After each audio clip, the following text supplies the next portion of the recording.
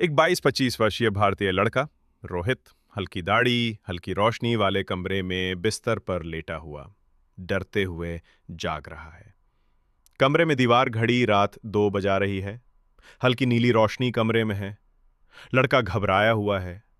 एक अंधेरा गलियारा जिसमें लकड़ी की पुरानी सीढ़ियां हैं। सीढ़ियों से ऊपर चढ़ने की आवाज आ रही है लेकिन कोई दिखाई नहीं दे रहा। कैमरा एंगल ऐसा हो जैसे किसी की परछाई ऊपर आ रही हो मगर दृश्य खाली हो। लड़का सीढ़ियों के पास खड़ा है और अचानक पीछे मुड़ रहा है। डर और चौंक का भाव चेहरे पर है। पीली झिलमिलाती ट्यूबलाइट पीछे जल रही है। पीछे कोई नहीं पर माहौल बहुत डरावना है। एक कमरे की खिड़की से बाहर देखता लड़का। खिड़की के बाहर एक महिला सफेद साड़ी में खड़ी है। बाल बिखरे हुए, चेहरा जला हुआ और काला। उसकी आंखें चमक रही हैं।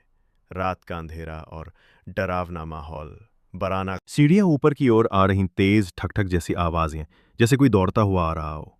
लड़का दरवाजे की ओर भागता हुआ, डर से कांपता हुआ। बैकग्राउंड में तेज परछाइयां और कांपता दरवाजा। लड़का कमरे के कोने में घबराया बैठा है।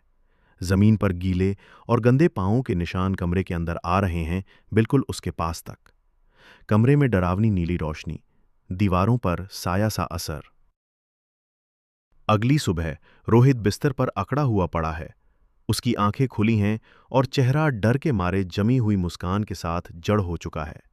पास में पुलिस खड़ी है। कमरे में डरावनी खामोशी। कमरे की दीवार पर खून से लिखा हुआ संदेश। अब मैं नीचे नहीं जाऊंगी, मैं यही रहूंगी। खून की बूंदें टपक रही हैं। नीचे रोहित का कैमरा और किताब पड़ी है। कमरे में अंधेरा और लाल रोशनी का मिश्रण।